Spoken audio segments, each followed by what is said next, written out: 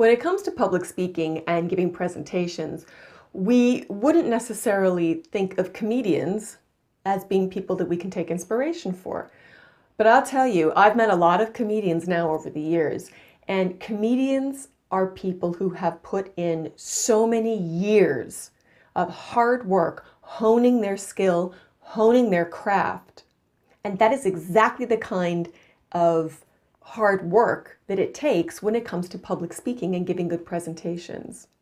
So there's a few tips that comedian friends of mine have given me that I think would be really good to pass on to you guys that would be really useful for you as presenters and communicators. First off, those first 30 seconds are absolutely important. Any comedian will tell you, you got to get them in the first 30 seconds. You got to get them like that, because if you don't, you're going to have a hard time getting them back. So in that first 30 seconds, you got to get your hook in. You have to give them a reason to listen. Acknowledge the obvious in the room. Now, comedians sometimes call this calling the room, is what I've been told. Basically what that means is if there's something going on in the room that's obvious, that's disruptive, or that you can call out, like say there's a guy in the front row wearing a completely outrageous jacket, then you can use that. It helps you to connect with the audience. Or if someone has a sneezing fit, or their stomach is really growling really loudly, well, if it's happening in the room, call it. People love that because you're acknowledging the obvious. Do a speed through. Now, actors, we do this all the time with lines.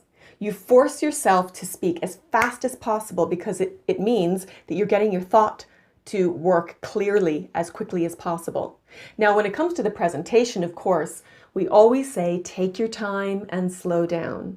But in rehearsal and in preparation, a speed through is great because you've got to think fast. You've got to have clear thoughts. If your thoughts are not clear and you haven't rehearsed enough, you won't be able to do a speed through. So it's a good litmus test on how well you know your material.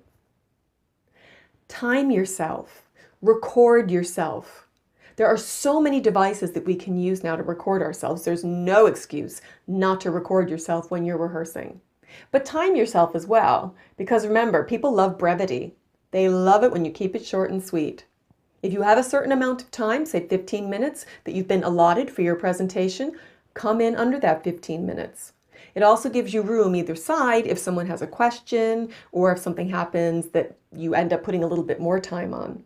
So time yourself, record yourself so that you can see exactly what you're doing and how long it's taking. Work the room before you start. It's a great icebreaker. And it's a great way to connect with the audience before you've even started. Say hello to people as they're coming in the room. If they look really nice, if they have a piece of jewelry that you think is really lovely, then comment on that. See where they came in from today, or did they get a cup of coffee? You know, make contact with the audience as they're coming in, and you've already connected with them. It's going to make your job a lot easier because they already have a frame of reference for you. So that's it for today. Thanks for listening. And remember, you can click up here to see more of my videos, and you can click up here to subscribe to my channel. So that's it. We'll see you next time. And remember, speak it loud, speak it proud, and speak it public. Have a good day.